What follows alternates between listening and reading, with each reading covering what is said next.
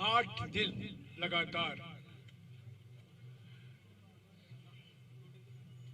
और 7 जिलों से गुजरा है। 8 दिन और 7 जिले, नूंह, गुरुग्राम, फरीदाबाद, पानीपत, करनाल, कुरुक्षेत्र और अंबाला। कुल मिलाकर हमने हरियाणा में 255 किलोमीटर कवर किया है। 255 किलोमीटर। तो अभी हम यहाँ अंबाला में रुके हुए हैं। आज दोपहर को भारत जोड़ो यात्रा नहीं होगा। यहाँ से हम पंजाब जाएंगे, सरहिंद में रुकेंगे रात को। कल सुबह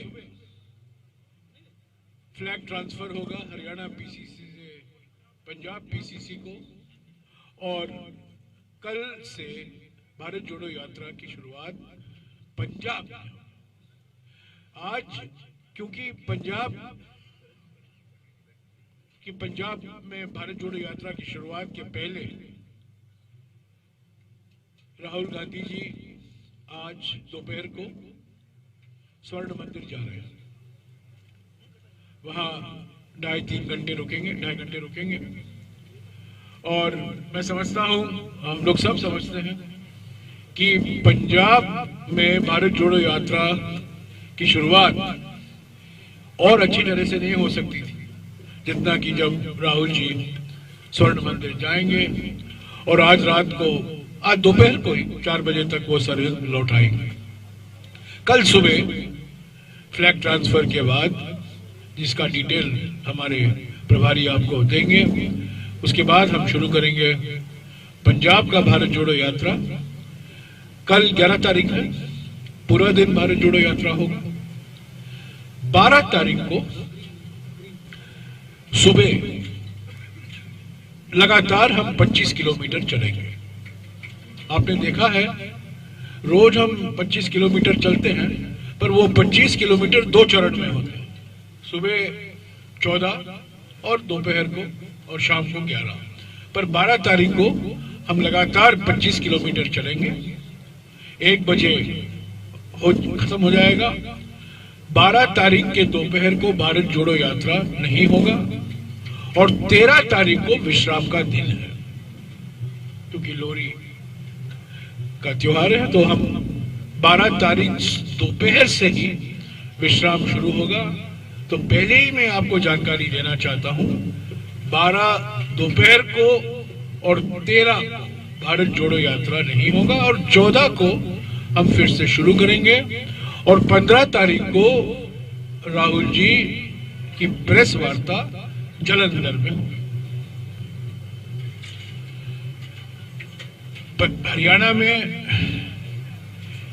भारत जोड़ो यात्रा के लिए बहुत विशेषताएं रही हैं। पानीपत का रैली बहुत उम्दा रैली था, जो जनता से हमें स्वागत मिला, महिलाओं से, युवकों से, वो भी बहुत उम्दा था।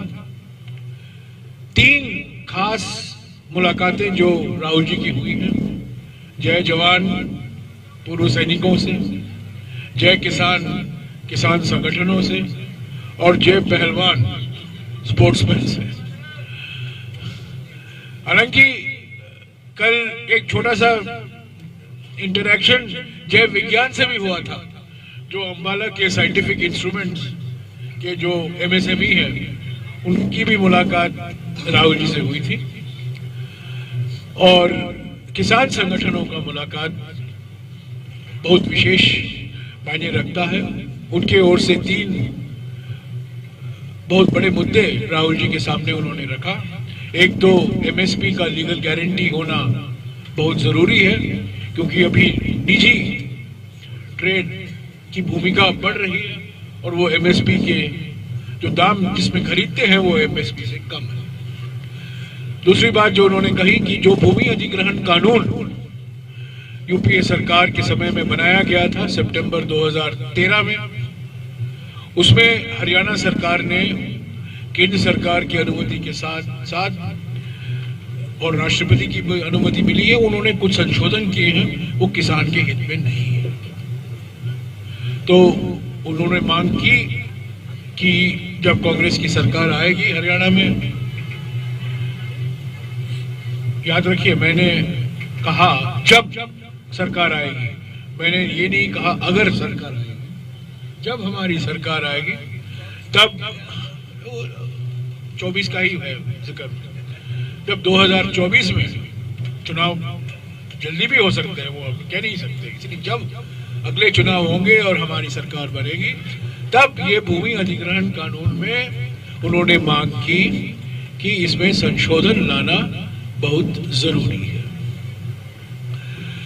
और किसान संबंधित कई मुद्दे और बातचीत हुई। राहुल जी ने भी काफी लंबे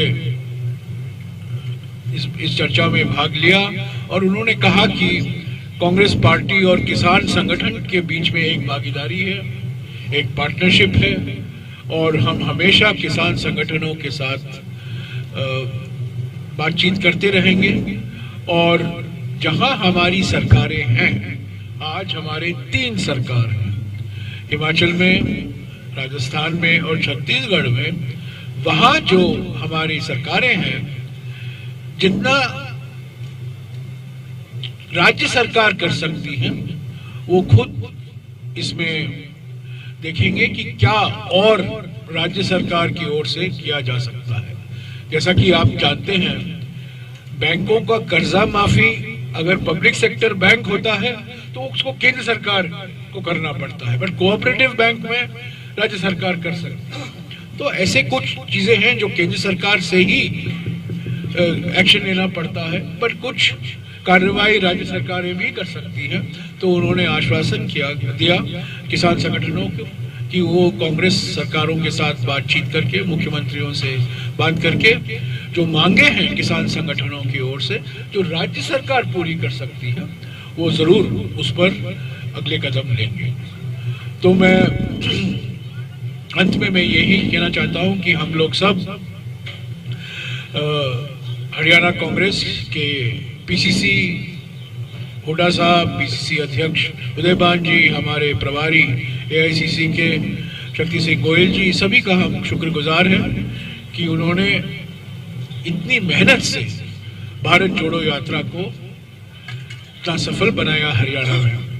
हमने, जैसा कि मैंने पहले भी कहा है, मैं फिर से दोहराना चाहता हूँ, हरियाणा में न केवल हमने ठंड का सामना करना पड़ा, पर हमें हर एक जिले में सड़कों से भी काफी खतरा का सामना पड़ा, न केवल मौसम से पर सड़क से।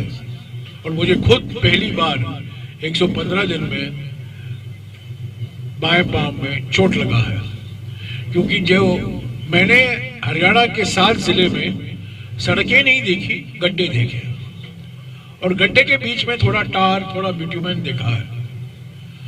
पहले जब मैंने कहा था नूह में और गुरुग्राम में, तो लोगों ने कहा नहीं नहीं नहीं साहब, आप अंबाला आइए, कुरुक्षेत्र आइए, पानीपत आइए, पर वही हालत हमने इन जिलों में देखा। आज सुबह भी मैंने देखा।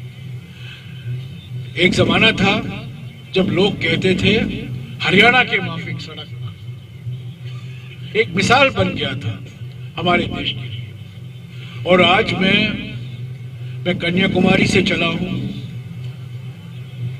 हर राज्य से मैंने देखा है, मध्य प्रदेश और हरियाणा के सड़कों की जो स्थिति है सबसे बुरी, और ये हरियाणा पर ये कलंक है। एक जमाना था जब लोग कहते थे, प्लानिंग कमीशन सभी राज्यों को कहता था हरियाणा के माफिक आप सड़क बनाइए। तो मैं उम्मीद करता हूं कि जब हमारी सरकार आएगी, सड़कों का जो मेंटेनेंस करना है, अपग्रेडेशन करना है, नेशनल हाईवे की नहीं बात कर रहा हूं मैं, स्टेट रोड की बात कर रहा हूं, स्टेट हाईवेज की बात कर रहा हूं। तो मैं अभी हुड्डा साहब से गुजारिश करूंगा कि वो आपको संबोधित करें, उसके बाद हमारे प्रभारी आपको कल के कार्यक्रम के बारे में जानकारी देंगे। हुड्डा साहब।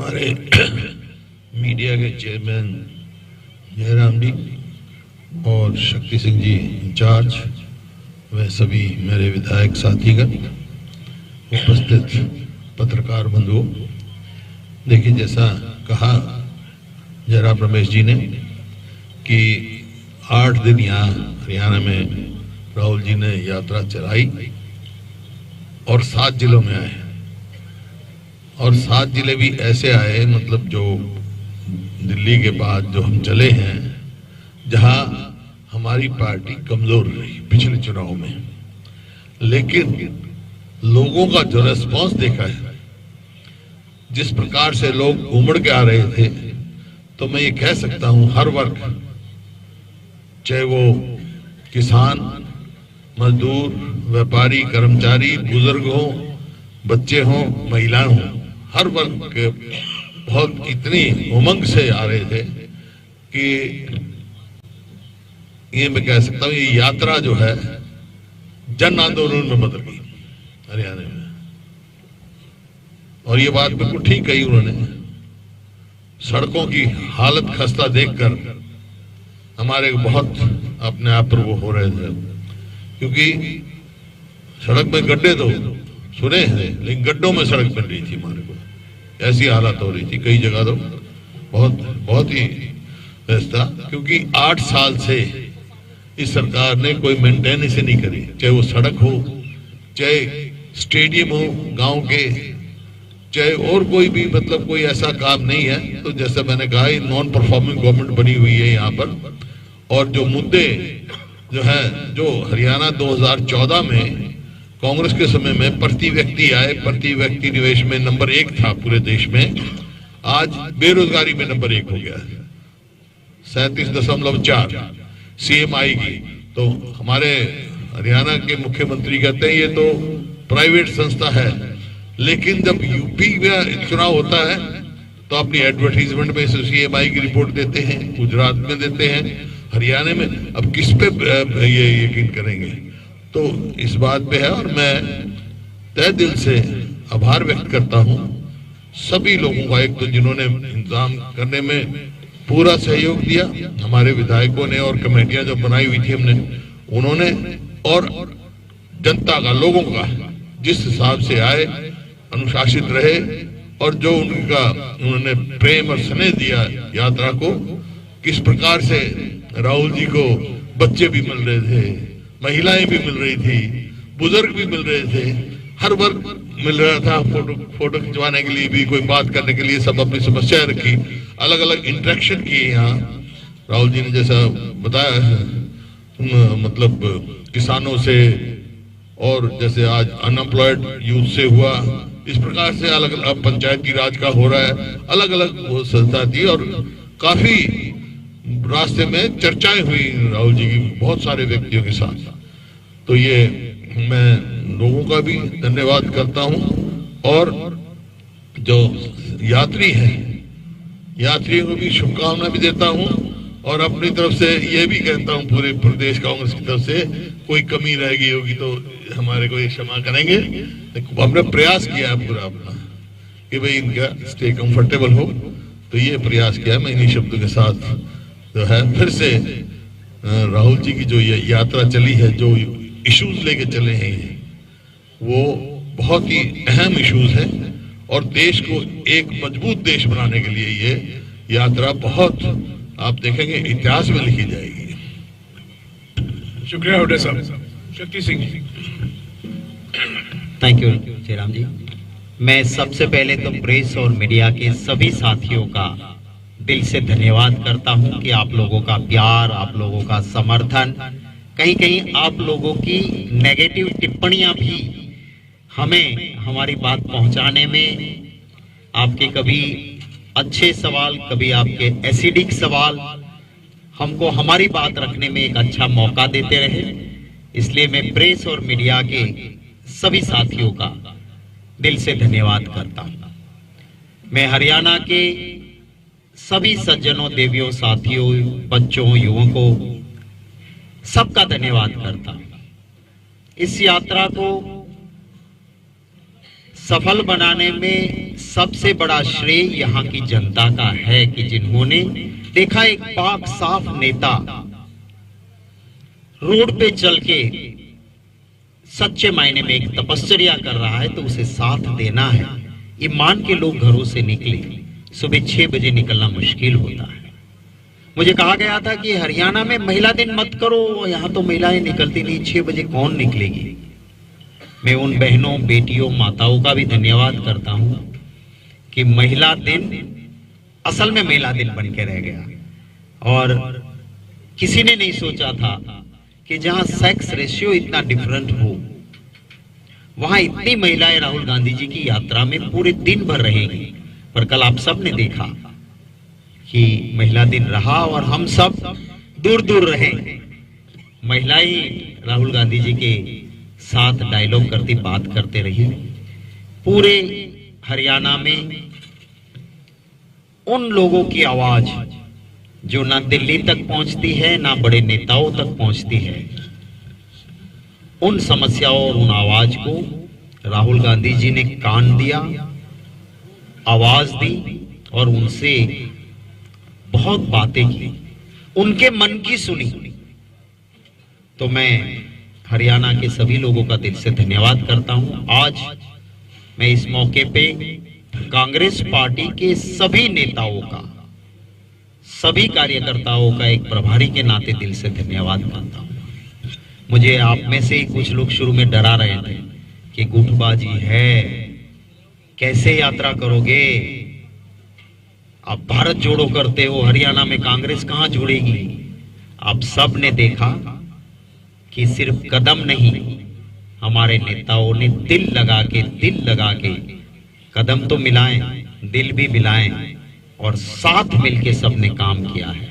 हमारे प्रदेश अध्यक्ष उदय भान जी, पूर्व मुख्यमंत्री, हमारे कांग्रेस पार्टी के विधायक दल के नेता हुड्डा साहब, हमारे 2 जनरल सेक्रेटरी आईसीसी में हरियाणा से हैं, भाई रणदीप सुरजेवाला जी, शैलजा जी, हमारे सारे विधायक, वो विधायक बन के अहंकार में नहीं रहे, कार्यकर्ता बन के जमीन पे काम किया। हमारे इंचार्ज यात्रा के भाई दानसी जी, राव दानसी जी ने पूरे परिवार को लगा दिया था सेवा में।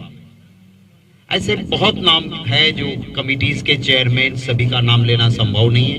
मैं सभी का एक इंचार्ज के नाते दिल से धन्यवाद करता हूं। हाँ, दीपेंद्र सिंह हमारे एक लौते एमपी है, तो वो भी साथ बिल्कुल लगे रहे। और आपने देखा कि कहीं पर कोई गुट से ऊपर मोहब्बत की दुकान खोल के सबने काम किया है।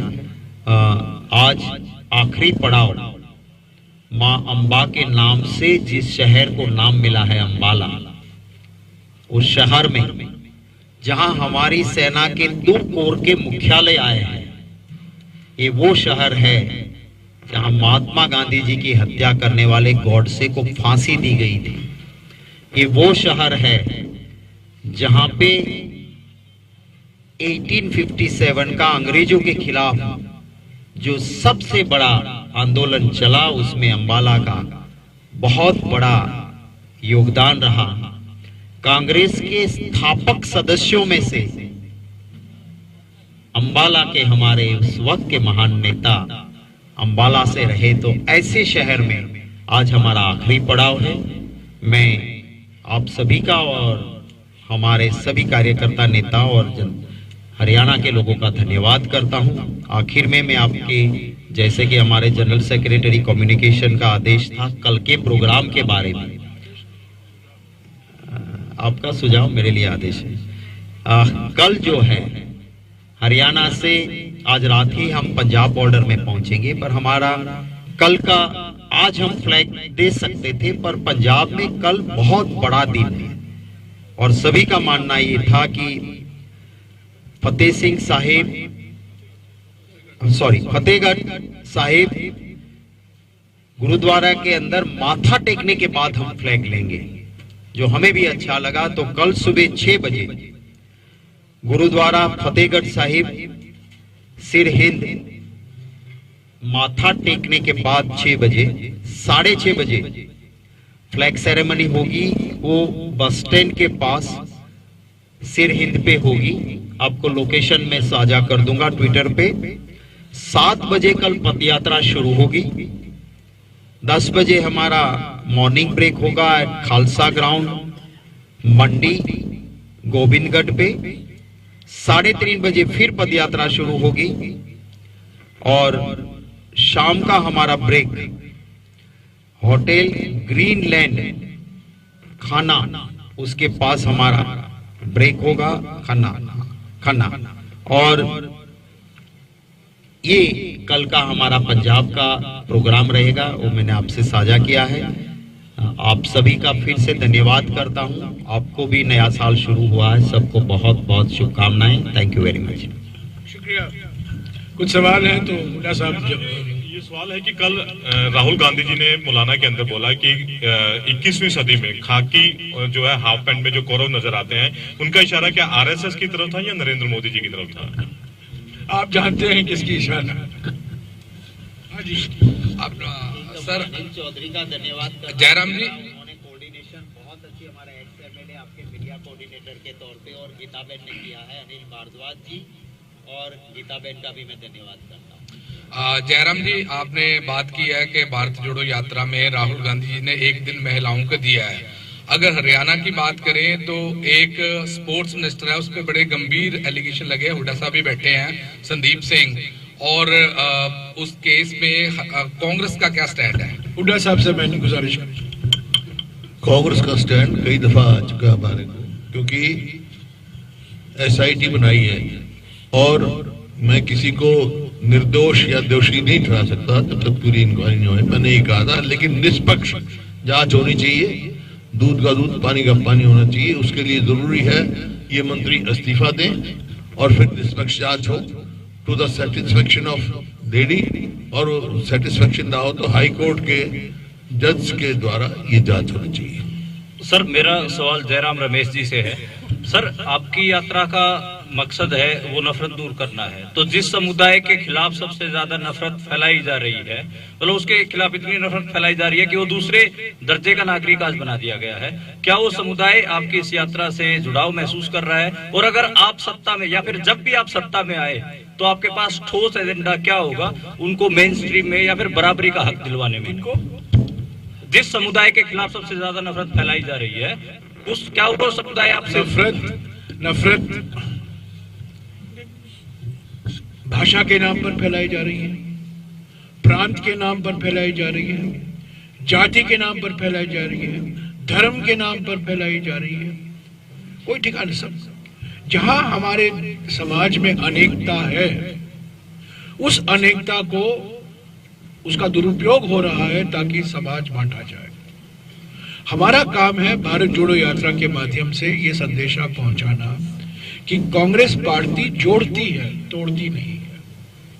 कांग्रेस पार्टी ये मानती है, हमारे संविधान जब बना था तब हमारे संविधान के निर्माता ने कहा था यूनिटी इन डाइवर्सिटी, यानी कि अनेकता में एकता। भारत जोड़ो यात्रा का सिद्धांत है न केवल अनेकता में एकता, पर अनेकता से एकता। अगर आप अनेकताओं को दबाएंगे तो एकता कमजोर होगा। अगर आप अनेकताओं को सम्मान देंगे, आप अनेकताओं को स्वीकारेंगे, आप अनेकताओं का जश्न मनाएंगे, तब हमारी एकता भी मजबूत होगी। तो हमारी अनेकताओं को सुरक्षित रखना कांग्रेस पार्टी की प्राथमिक जिम्मेदारी है, हमेशा रही है और रहती रहेगी। हम किसी भी विचारधारा के खिलाफ लड़ेंगे जो हमारे अनेकताओं को इसलिए उपयोग करेगी ताकि हम समाज को बांटे, ताकि हमें चुनावी फायदा पहुंचे। धर्म के नाम पर, जाति के नाम पर, भाषा के नाम पर, किसी के आधार पर, मैं सिर्फ धर्म की बात नहीं करता हूं, क्योंकि जो नफरत फैलाई जा रही है कई तरीके, धर्म का भी दुरुपयोग हो रहा है, जाति का, भाषा का, तो अलग अलग चीजें हैं। एक बात स्पष्ट है, भारत जोड़ो यात्रा से जब राहुल जी बोलते हैं नफरत छोड़ो भारत जोड़ो, इसमें सब शामिल है, हर एक अनेकता इसमें शामिल है। सर मेरे दो सवाल हैं, एक हुड्डा साहब से और एक जयराम जी आपसे। दो सवाल है। एक हुड्डा साहब आपसे सवाल है। मुख्यमंत्री ने कल प्रेस कॉन्फ्रेंस की है और उन्होंने कहा है कि जो बेरोजगारी है वो 6% है। आप इस पर क्या कहते हैं? आप कहते हैं कि 37% बेरोजगारी और मुख्यमंत्री कहते हैं 6% बेरोजगारी। ये CMI की रिपोर्ट है और इसमें कोई दो राय नहीं। हरियाणा में आज बेरोजगारी पूरे देश में सबसे ज्यादा है। ये रिपोर्ट CMI की यूपी में कैसे ठीक हो जाती है, गुजरात में कैसे मान्य होती है? या तो वो ये कहें भी गुजरात और उसके भी आंकड़े गलत हैं यूपी के, तो ये कई दफा असेंबली में भी कैच करना। तो सीएम के जो आंकड़े हैं उसको कैसे देखते हैं? ये ऐसा है, ये CMI के आंकड़े ठीक है। जयराम जी एक सवाल आपसे है। पेट्रोल डीजल की आप बात करते हैं महंगा हो रहा है, लेकिन हिमाचल में आपकी सरकार आई और 3 रुपए पेट्रोल डीजल के रेट बढ़ा दिए गए। क्या सवाल क्या है? डीजल आप लोग महंगाई के खिलाफ हैं और 3 रुपए डीजल आपकी सरकार बढ़ा देती है, क्या उससे महंगाई नहीं बढ़ेगी? तो आप हमारे मुख्यमंत्री से पूछे ना, मुझे क्यों पूछ रहे हैं?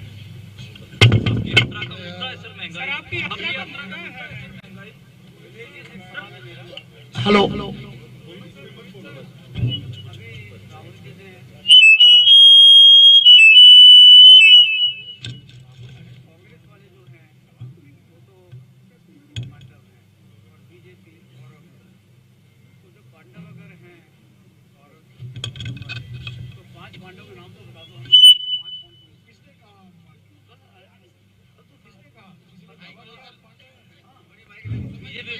बीजेपी और आरएसएस इनको कहा है कि पांडव हम लोग हैं और ये कौरव लोग हैं। ये लोग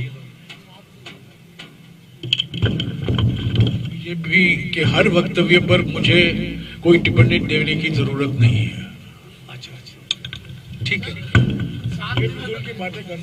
राहुल जी हरियाणा में रहे हैं। जिस तरीके से बीजेपी ने जो रिटायर्ड जनरल थे जो राहुल जी के साथ चले और राहुल जी से मुलाकात की, वो उनको बहुत गौरव प्राप्त हुआ है पिछले 40-45 सालों में। इतना अपमान किया कल परसों बीजेपी की ओर से, इस बहुत निंदनीय है। ये रिटायर्ड आर्मी जनरल्स हैं, लेफ्टिनेंट जनरल है, मेजर जनरल है, वो बात करना चाहते हैं भारत जोड़ो यात्रा के बारे में, जो चीन के साथ हमारी जो समस्याएं हैं सीमा पर, उस पर बात करना चाहते थे। और बीजेपी ने जिस तरीके से व्यक्तिगत उनका अपमान करने की कोशिश की सोशल मीडिया में, मैं समझता हूं उस पर मैं टिप्पणी हमने टिप्पणी की। तो ऐसे वक्तव्यों पर जहां गलत प्रचार किया जाता है उस पर मैं जरूर कुछ ना कुछ कहने के लिए तैयार हूं। सर राहुल जी ने 7-8 दिन हरियाणा में बिताए और भारत जोड़ो यात्रा निकाली है।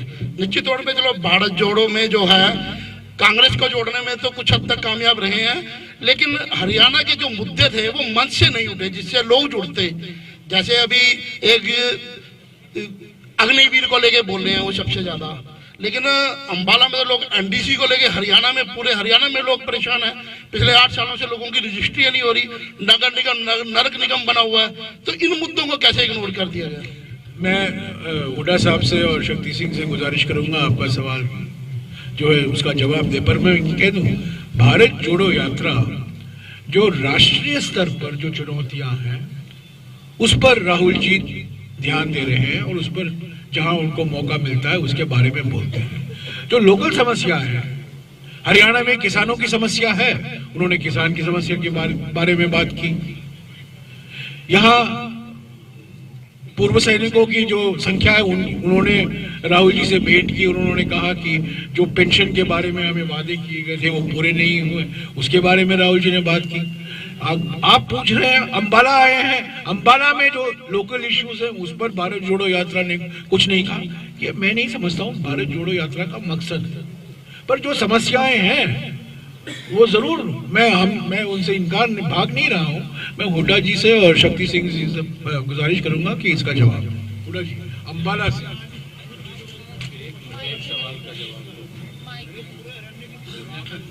ऐसा है, इस सवाल का जवाब तो कई बार हम दे चुके हैं। आप नहीं लिखोगे तो हम क्या करेंगे? कि ये this government is most failed government, non performing government, most corrupt government. This is the reason for that. और जितनी पॉलिसी लेके आए हैं, चाहे ये परिवार पहचान पत्र है, चाहे आईडी वो है, या रोजगार कौशल रोजगार योजना है, सब जो है मतलब इनकी उससे करप्शन ही करप्शन हो रही है। जयराम जी कई दफा कह चुका मैं, लिख दिया करो आप जी। जयराम जी सर, जयराम इनका जब आप अंबाला की बात करते हो तो यहाँ पे कापड़, टेक्सटाइल, चीनी, मिट्टी के बर्तन, इसके लिए अंबाला बहुत ही सुप्रसिद्ध है। और इन चारों में बीजेपी सरकार आने के बाद दिक्कतें आई हैं। चीनी के पैसे किसान बेचने के बाद, गन्ना बेचने के बाद कितने दिन बाद मिलता है आप खुद जानते हो, और कितना किसानों पे अत्याचार हुआ है, वो सब बात राहुल जी ने सबकी सुनी है। जहां मौका मिला है उनके साथ इंटरेक्शन हुआ है, और इन सारे मुद्दों को आप चाहे हमारी रैली को देखें, प्रेस कॉन्फ्रेंस को देखें, इंटरेक्शन में देखें, लोकल नेशनल इश्यूज भी उठाए हैं। और कल को हमारी सरकार बनती है तो कौन मुख्यमंत्री नहीं, कैसा मुख्यमंत्री कि जो इस सवालों का उकेल ढूंढे, वो राहुल गांधी जी सबसे डायलॉग करते हैं। तो ये कहना ठीक नहीं होगा कि लोकल समस्या, और इसीलिए तो निकले हैं, लोकल लोगों की बातें सुनी हैं और उनकी जो समस्याएं हैं, और खुद जब पैदल पे चलते हैं तो पता भी चलता है कि क्या हालत है। जो आपके वहां कर्जा बढ़ा है वो भी लोगों ने खुद कहा है। पुलिस के जवान जो हो या महिलाएं, पुलिस कांस्टेबल रस्सा लेके चल रही थी, हम कहते थे कि सॉरी आप लोगों को भी दिक्कत हो रही है, बोले नहीं पूरा उठाएंगे, हम भी चाहते कि बहुत परेशान हो गए इस सरकार में, अब सरकार बदले, आपकी सरकार आए तो पुरानी पेंशन से लेके बहुत हमारा काम होगा। तो ये हालत है यहाँ की। Thank you. जयराम जी एक सवाल है सर, अभी लंच इंतजार कर रहा है। जयराम जी सर एक सवाल है, आप केंद्र सरकार की कमियां गिनवा रहे हैं पूरे देश में घूम के, राज्य सरकारों के भी गिनवा रहे हैं, आपकी भी 3 राज्यों में सरकारें हैं, तो आप उनके काम नहीं गिनवा रहे, कौन से काम अच्छे हैं जो बाकी सरकारों को कॉपी करने चाहिए, आपके काम करवाने चाहिए? ये वक्त नहीं है उसको गिनाने का, पर राजस्थान में अगर आपने देखा होगा, राजस्थान में जब राहुल जी थे, जब भारत जोड़ो यात्रा हम राजस्थान को गुजरे, जो राजस्थान सरकार के चिरंजीवी स्वास्थ्य बीमा योजना के बारे में हमने काफी, राहुल जी ने उस पर लंबी बात की और उन्होंने कहा कि दूसरों राज्यों के लिए ये मिसाल है। कई ऐसे कार्यक्रम हैं, पुराने पेंशन स्कीम है, छत्तीसगढ़ सरकार और राजस्थान सरकार ने लागू किया है। तो ये बात गलत है कहना कि राहुल जी ने ये बात नहीं उठाए हैं कि जो कार्यक्रम है, उल्लेखनीय कार्यक्रम है, योजनाएं हैं, कांग्रेस की सरकारों जो चला रहे हैं, उनकी बात हमने नहीं की। उनका समस्या यही है कि आप लिखते नहीं हो उसके बारे में, आप उनके बारे में लिखते नहीं हो। नीति आयोग तो कोई श्रेय देता नहीं है। एक जमाना हुआ करता था जब प्लानिंग कमीशन था, योजना आयोग था, वो किसी भी सरकार में अच्छा काम हो रहा था तो वो कहता था ये अच्छा काम है। अब तो नीति आयोग तो प्रधानमंत्री कार्यालय का एक डिपार्टमेंट बन गया है। तो अगर राजस्थान सरकार में चिरंजीवी स्वास्थ्य बीमा योजना है, और आपको आश्चर्य होगा, राजस्थान एकमात्र ऐसा राज्य है जहां 10 लाख रुपए तक सरकारी अस्पताल में मुफ्त इलाज मिलता है इंश्योरेंस के माध्यम से। सरकार सारा खर्चा का बोझ सरकार पर आता है 10 लाख तक, और 10 में से 9 नागरिक राजस्थान में कवर है चिरंजीवी स्वास्थ्य बीमा योजना। ये और किसी भी राज्य में नहीं है। इन्होंने मुझे याद दिलाया ओल्ड पेंशन स्कीम के बारे में। न्याय योजना है छत्तीसगढ़ में, कई कार्यक्रम है। गैस सिलेंडर का की जो घोषणा की गई, 500 रुपया सीमा होगा गैस सिलेंडर का दाम। अशोक गहलोत जी ने भारत जोड़ो यात्रा के आखिरी मीटिंग अलवर में इसकी घोषणा की।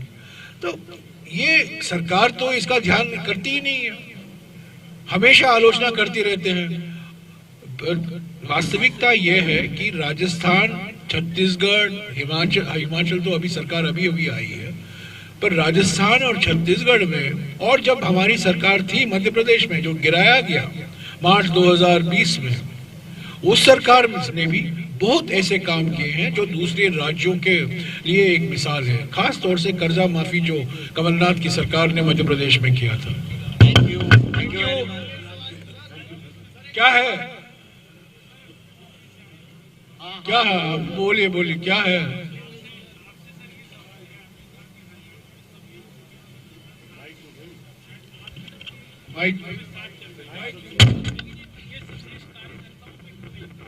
पूरे रास्ते में हम लोग तो पूरे रास्ते में मीडिया स्टैंड से देखते हुए चल रहे थे। जो आपके स्वागत करने के होर्डिंग, बैनर, तस्वीरें थी, उसमें अगर एक नेता की फोटो थी तो बाकी दोनों की नहीं थी।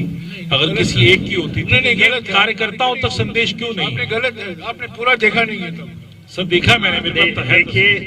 देखिए इसका एक सेकंड भैया, एक सेकंड इसका जवाब तो दे दे। देखिए आप सब ने पूरे होर्डिंग्स देखे होंगे। हमारे वहां कोई डिक्टेटरशिप नहीं है, इंटरनल डेमोक्रेसी नहीं है, अंदरूनी लोकतंत्र है। पर आपने ऊपर देखा होगा कि हर नेता का सर्कल में सबने फोटो लगाने की कोशिश की। हाँ, होता है राजनीति में, मेरे साथ 10 लोग जुड़े हैं, उनका उत्साह होता है कि राहुल जी का फोटो तो मेन रहा, पर मेरा फोटो डालेंगे। पर बीसीसी सीएलपी लीडर्स के फोटो हर ऊपर बैनर में रहे। कहीं किसी ने एक नेता के साथ जुड़ा है तो लगाए उसमें कोई, हाँ मेरा भी फोटो है, कुछ लोगों ने मेरा कौन सा गुट है यहाँ, मुझे यहाँ कोई राजनीति करनी नहीं। मैंने पहले ही दिन कहा था कि ना मेरा जिंदाबाद होगा ना मेरा फोटो होना चाहिए, फिर भी लोग लगाते हैं। मैं कहता हूं कि राहुल गांधी जी जिंदाबाद में सबका जिंदाबाद आ जाता है, कांग्रेस जिंदाबाद में शक्ति सिंह आ जाता है अंदर। राहुल जी का फोटो आ गया, हमारा सिंबल आ गया, खड़गे जी का फोटो, सोनिया जी का आ गया, तो मैं उसमें समाविष्ट हूँ। पर फिर भी कार्यकर्ता का एक जोश और उत्साह होता है।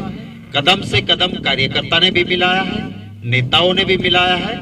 हमारे वहां डिक्टेटरशिप नहीं है कि हरेन पंड्या ने एक लफ्ज मोदी जी मुख्यमंत्री थे वो बोले, पॉलिटिकली उसका कत्ल नहीं हुआ, माने जब तक उसका टिकट काटा नहीं, मोदी जी ने कहा मैं नॉमिनेशन नहीं करूंगा, और उसके बाद हरेन पंड्या की फिजिकल हत्या हुई। हरेन पंड्या जी कहते थे कि मेरे बेटे का कातिल यही है। तो ये वहां होता है, हमारे वहां इंटरनल डेमोक्रेसी है। थैंक यू सर इधर रमेश जी।